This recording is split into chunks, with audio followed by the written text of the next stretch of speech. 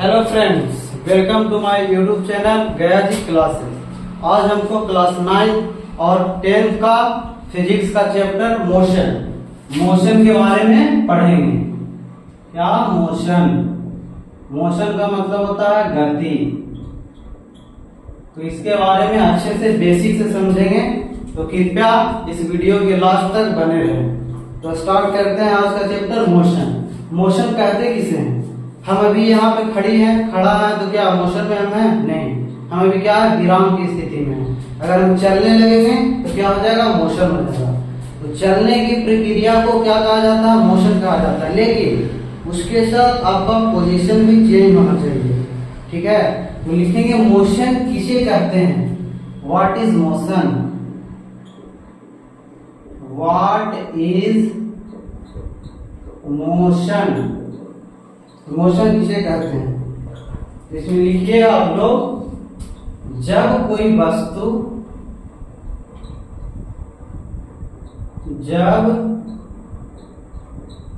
वस्तु अपनी पोजीशन को चेंज करता है, अपनी पोजीशन को चेंज करता है समय के साथ, चेंज करता है समय के साथ,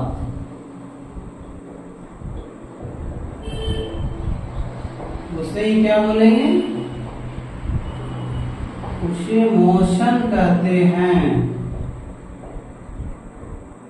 ठीक है। इस एग्जांपल में क्या ले सकते हैं, एग्जांपल में हो जाएगा आदमी चल रहा है, आदमी चल रहा है, आदमी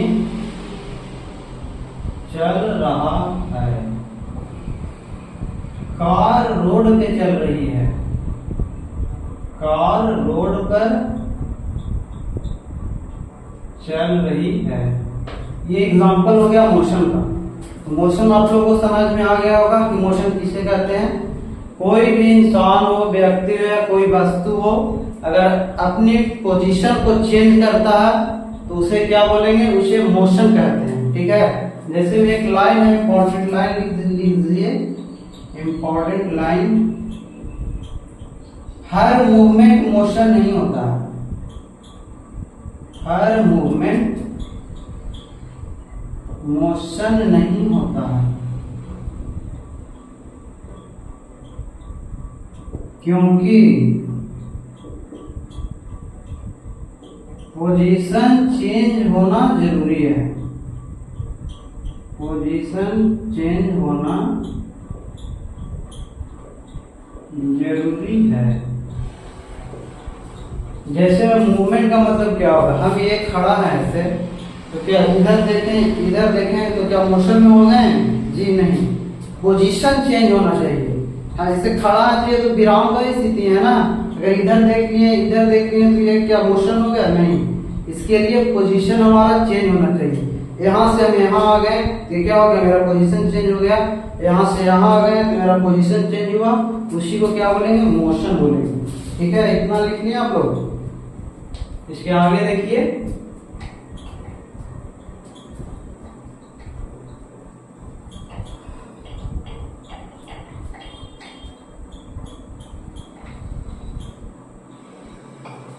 इसके आगे देखिए, मोशन को कितने भागों में बांटा गया है। एक होता है, चलिए टाइप देखने के पहले देख लीजिए, रेस्ट किसे कहेंगे, रेस्ट एक होता है एक मोशन। तो रेस्ट में क्या होता है, रेस्ट में पोजीशन चेंज नहीं होता है, रेस्ट में पोजीशन चेंज नहीं होता है, पोजीशन चेंज नहीं होता है। मोशन में होगा क्या, मोशन में पोजीशन चेंज होता है, मोशन में पोजीशन चेंज होता है। अब इसका एग्जांपल देखेंगे। एग्जांपल क्या है, रेस्ट का एग्जांपल क्या होगा, रेस्ट का एग्जांपल हो जाएगा कोई आदमी कुर्सी पर बैठा हुआ है, कुर्सी पर बैठा हुआ है। मोशन का क्या होगा? वह आदमी चलने लगा, वह आदमी चलने लगा। अगर कुर्सी पे बैठा हुआ है तो किस में जाएगा? वो रेस्ट में चला जाएगा। ठीक है, तो रेस्ट का एग्जांपल हो जाएगा कोई आदमी कुर्सी पर बैठा है। और अगर मोशन में उसको जाना है तो मोशन में जाने के लिए उसको क्या होगा? पोजीशन को अपना चेंज करना पड़ेगा। तो अगर वह आदमी उठकर चलने लगा तो वो किस में चला गया? वो चला गया मोशन में चला गया। ठीक है, इतना क्लियर है। उसके बाद देखिए आगे types of motion. Types of motion, गति के प्रकार।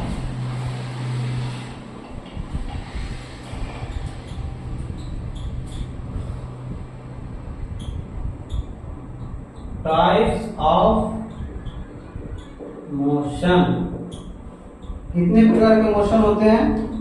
मोशन मेनली 3 प्रकार का होता है। ठीक है, पहला में आएगा रेक्टिलाइनर, रेक्टिलाइनर मोशन, इसको बोलेंगे सरल रेखीय गति, सरल रेखीय गति। सरल रेखीय गति किसको बोलेंगे? ये आपको दिख रहा होगा रेक्टिलाइनर में क्या एक लाइनर शब्द आया हुआ है। तो लाइनर का मतलब क्या होता है? लाइन। तो जो सीधी लाइन में मोशन करेगा उसको क्या बोलेंगे? रेक्टिलाइनर। इसी को सरल भाषा में, सरल रेखीय गति को सरल भाषा में रेखीय गति भी बोला जाता है। ठीक है, तो लाइनर का मतलब ही होता है क्या? सीधी रेखा। तो इसका क्या होगा? डिफिनेशन लिखिएगा इसका। Linear motion,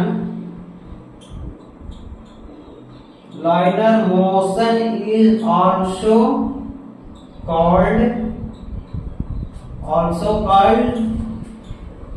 rectilinear motion, rectilinear motion. ठीक है, इसके आगे is one dimensional,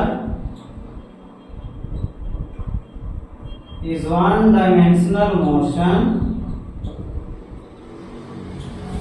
dimensional motion along a straight line, along a straight line। Straight line का मतलब क्या होगा? सीधी रेखा में। जो सीधी रेखा में मोशन करेगा वही कहलाएगा क्या? सरल रेखीय गति, रेक्टिलाइनर मोशन। ये हो गया फर्स्ट नंबर, रेक्टिलाइनर मोशन। इसका एग्जांपल क्या हो जाएगा? आप लोग देखे होंगे रेलवे ट्रैक को, रेलवे ट्रैक। रेलवे ट्रैक क्या होता है? स्ट्रेट लाइन में रेलवे ट्रैक को बिछाया जाता है। और जो ट्रेन होती है वो किसमें मोशन करती है? रेक्टिलाइनर मोशन में करती है ट्रेन मोशन। ठीक है, तो इसका एग्जांपल क्या होगा? Railway track. तो दूसरा नंबर देख लीजिए। दूसरा नंबर में आता है सर्कुलर मोशन। क्या? Circular motion. Second number circular motion, circular motion. इसका हिंदी में बोलते हैं इसको वृत्तीय गति। वृत्तीय गति का मतलब नजर नहीं आ रहा होगा क्या? वृत्त। और सर्कुलर में नजर क्या आ रहा होगा? Circle.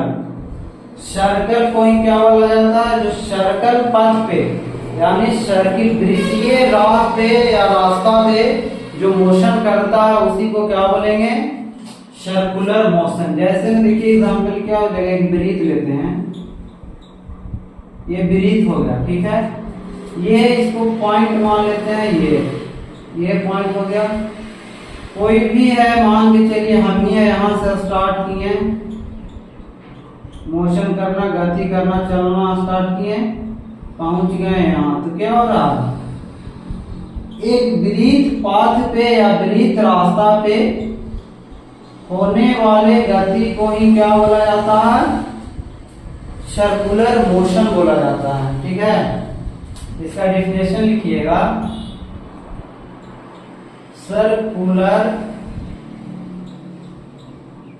Motion refers to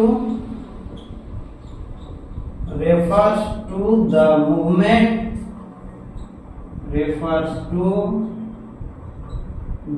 movement of an object in a circular path। अगर सर्कुलर पाथ पे हम मूवमेंट करते हैं तो उसको क्या बोला जाएगा, सर्कुलर मोशन बोला जाएगा। जैसे मैं इसका एग्जांपल आपको दिखाते हैं डेली लाइफ पे, जो आप लोग डेली देखते होंगे। फैन को देखे हैं, पंखा को तो आप डेली देखते होंगे। दूसरा नंबर पे हो गया फैन के बाद क्लॉक का मतलब क्या हो गया, घड़ी। पंखा क्या होता है, पंखा कैसा मोशन करती है, पंखा सर्कुलर मोशन करती है, वो वृत्तीय गति करती है। और ये जो घड़ी है क्लॉक भी क्या करती है, सर्कुलर मोशन, गोल गोल करती है मोशन। ठीक है, थर्ड नंबर में हो गया क्या, ये सर्कुलर मोशन समझ में आ गया। थर्ड नंबर में देखिए, थर्ड नंबर में आ जाएगा पीरियोडिक मोशन।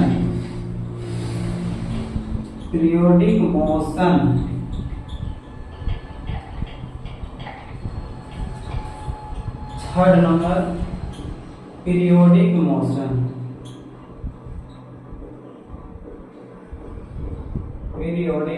इसको बोलते हैं आवर्त गति।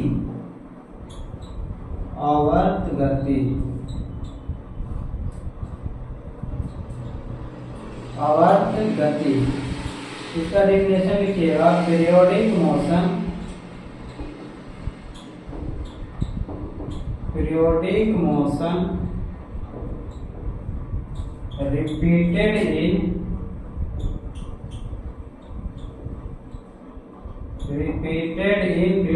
repeated in equal interval of time।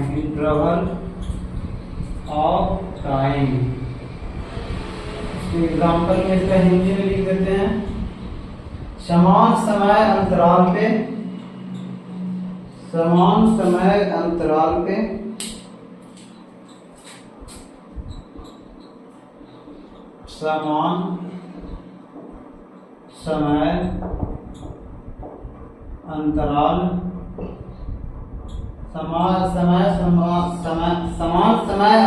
पर दोहराई जाने वाली गति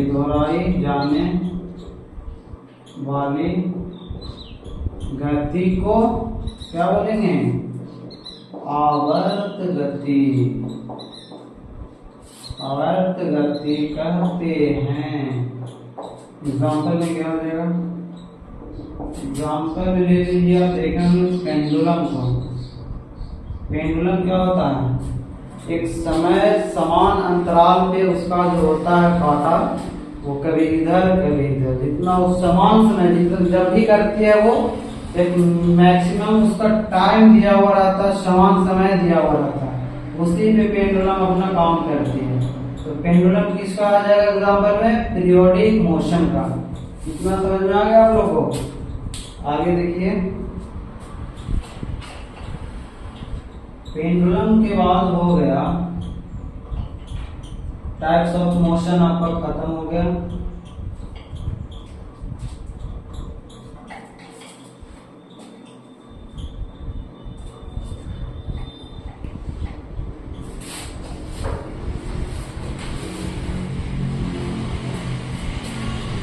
एक आता है टॉपिक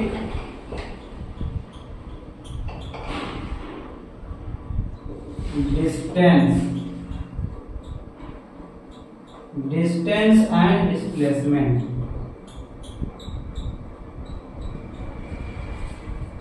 डिस्प्लेसमेंट, डिस्टेंस का मतलब है दूरी और विस्थापन, दूरी और विस्थापन। डिस्टेंस किसको बोलेंगे, विस्थापन किसको बोलेंगे? तो दूरी बोलेंगे एक निश्चित समय में किए हुए दूरी को क्या बोलेंगे, डिस्टेंस बोलेंगे। जैसे में एक निश्चित समय क्या हो गया, मान के चलिए यहाँ से हमको वहां जाने में लग रहा है कितना, 2 सेकंड लग रहा है, तो 2 सेकंड में किया हुआ कवर जो हमारा रास्ता है उसी को क्या बोलेंगे, दूरी बोलेंगे। डिस्टेंस हो गया total path cover, total path cover, Hindi में कुल तय की गई रास्ता को ही दूरी कहते हैं। नेक्स्ट क्या हो गया, डिस्प्लेसमेंट। डिस्प्लेसमेंट नेक्स्ट स्लाइड करते हैं। डिस्प्लेसमेंट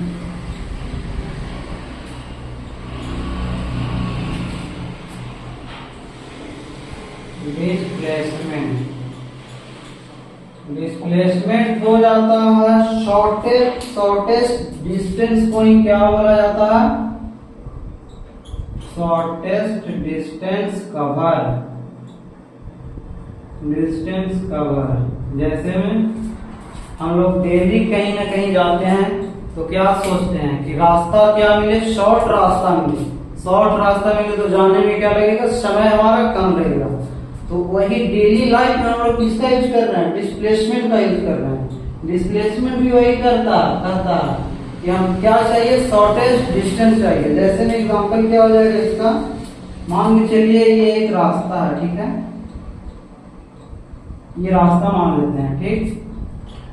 और ये हो जाएगा, मान के चलिए ये बिंदु ए से चलना स्टार्ट करता है, ये बिंदु बी है और ये क्या है, बिंदु सी है, ठीक है। पहुंचना है ए को कहाँ, ए को पहुंचना है सी के पास। तो कैसे पहुंचेगा, इसका ले लीजिए ए से बी का जो है कितना मीटर हो गया, इसका हो गया 6 मीटर डिस्टेंस, और बी से सी का डिस्टेंस कितना हो गया, ये हो गया 8 मीटर, ठीक है। अब जाना का आपको ए से बी के पास जाना है। अगर हम लोग ऐसे आते हैं, ए से बी के पास पहले आएंगे तो क्या निकलेगा, ये हो जाएगा कितना 6 मीटर प्लस, अब बी से सी के पास जाएंगे तो कितना हो जाएगा 8 मीटर, टोटल कितना हो गया 14 मीटर, ठीक है। लेकिन डिस्प्लेसमेंट क्या कर रहा है कि हमको क्या चाहिए, शॉर्टेस्ट डिस्टेंस चाहिए। तो शॉर्टेस्ट डिस्टेंस के लिए क्या करेंगे, अगर ए से हमको जाना है डी के पास तो डायरेक्ट ऐसे सी के पास जा सकते हैं कि नहीं, ए से डायरेक्ट लाइन खींचेंगे कहाँ, सी के पास, तो हमारा ये शॉर्टेस्ट डिस्टेंस आएगा। तो ये निकलेगा कैसे, ये तो दिया हुआ है नहीं। इसको निकालने के लिए क्या करते हैं, ए बी है क्या, ए बी कितना हो गया 6 मीटर, ए बी को ले लिए प्लस बी सी हो गया 8 मीटर, इसको ले लीजिए मीटर में, सेंटीमीटर नहीं, 8 मीटर हो गया। इसका क्या कर देते हैं, स्क्वायर रूट अंडर, ठीक है। ए बी कितना दिया हमारा 6 meter square plus 8 meter square, अब ऐड कीजिए 6 मीटर का क्या हो जाएगा, 6 का स्क्वायर 36 प्लस 8 का स्क्वायर 64, इन दोनों को ऐड कीजिए तो 6 और 4 0, 6 3 9, 9 और 1 10। तो 100 का क्या होता है स्क्वायर, 100 का स्क्वायर आ जाएगा आपका 10 मीटर। तो आपका ये निकल कर आ गया कितना, ये सी निकल गया 10 मीटर। तो यहाँ हमको आ रहा था डिस्टेंस, टोटल डिस्टेंस कितना आ रहा था, डिस्टेंस आ रहा था 14 मीटर, डिस्प्लेसमेंट हमारा कितना आया 10 मीटर। तो इधर लिख लीजिए, ये हो गया डिस्प्लेसमेंट, डिस्प्लेसमेंट कितना आ गया 10 मीटर। तो शॉर्ट हुआ ना, ये 40 मीटर आ रहा है, ये 10 मीटर आ रहा है, तो 4 मीटर का अंतर हुआ ना। तो डिस्टेंस टोटल अगर इसका डिस्टेंस पूछता तो डिस्टेंस हमारा हो जाता है इतना 40, लेकिन क्या कर रहा है डिस्प्लेसमेंट, तो डिस्प्लेसमेंट कितना आ जाएगा 10 मीटर। समझ में आ गया इतना। एक और लाइन लिख लीजिएगा, इसमें ऐड कर लीजिएगा।